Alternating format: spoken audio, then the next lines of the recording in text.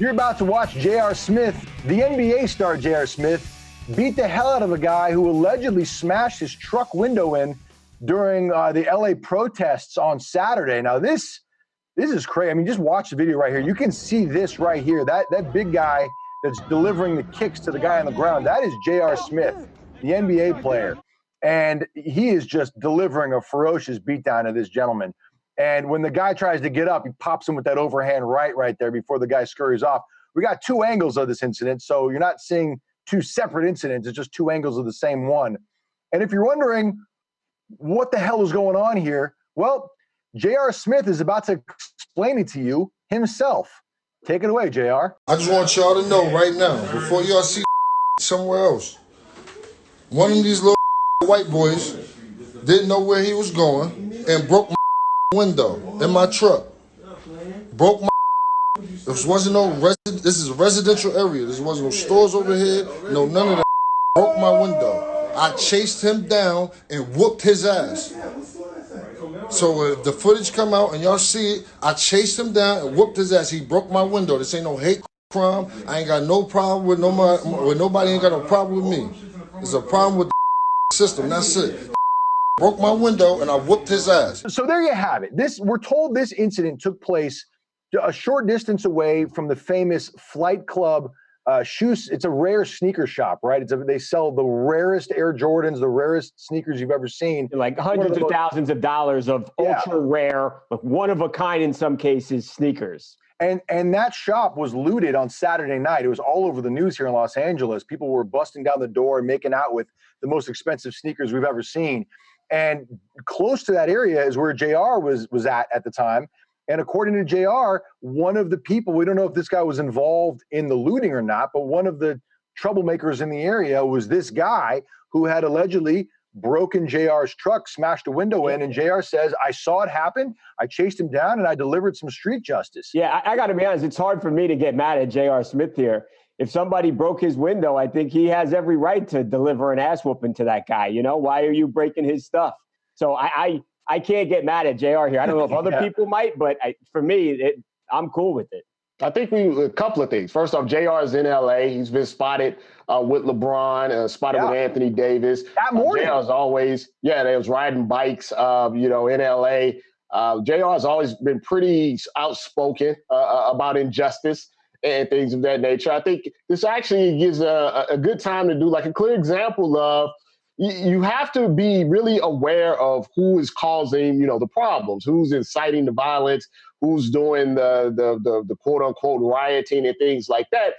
From the JR's perspective, this was not somebody that was helping with the protest. This was not someone that was doing things in the honor of George Floyd. This was someone that was trying to do chaos. And that's why he made a point of saying, hey, this had nothing to do with the protest. This was somebody that was out there trying to take advantage of the situation and causing problems, and I chased him down and I beat him up. And in that situation, I think we're seeing that a lot. We've seen that in different cities. We've seen people, the actual mayors and the police officers talk about stuff like that. So it's one of the offshoot problems of when you're trying to protest something sincerely, when you have people taking advantage of that situation. Yeah, look, I think that this guy is lucky that J.R. Smith is a basketball player and not a soccer player, by the way, because this could have turned very serious very quickly. You see him kicking him several times in the head.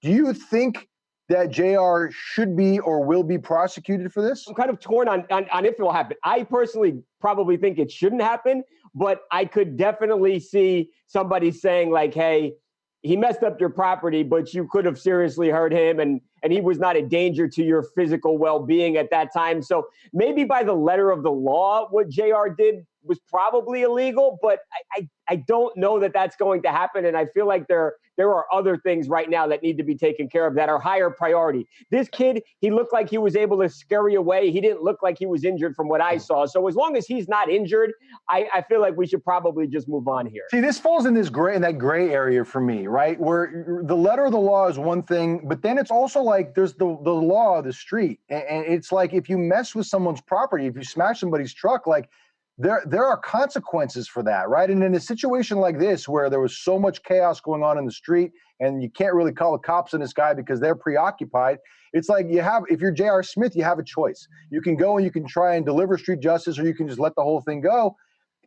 To your point, I can't really fault J.R. Smith for this. Look at it like this, Evan. Let's say it was not J.R. Smith. Let's say the cops saw this guy trying to break a window, do whatever, vandalize a car, and he starts running, and they chase him down, and he fights back, and they, got to do what they got to do to, restrain him for whatever he's trying to do. He wouldn't arrest the cops. You would say that they saw a crime in progress, and they actually, took action. To me, J.R. Smith took action, and he didn't, chase the guy down. He let him run away. But, when you commit a crime, and like I said, if you turn the tables, nothing would have happened. This is exactly what happens when you commit crimes. I will say one more thing before we move on to the next segment, and that is, I think J.R. Smith is also lucky here that the guy that he attacked wasn't really dangerous, right? Because we've seen too many videos where people are trying to dish out street justice, and it goes horribly wrong, where all of a sudden,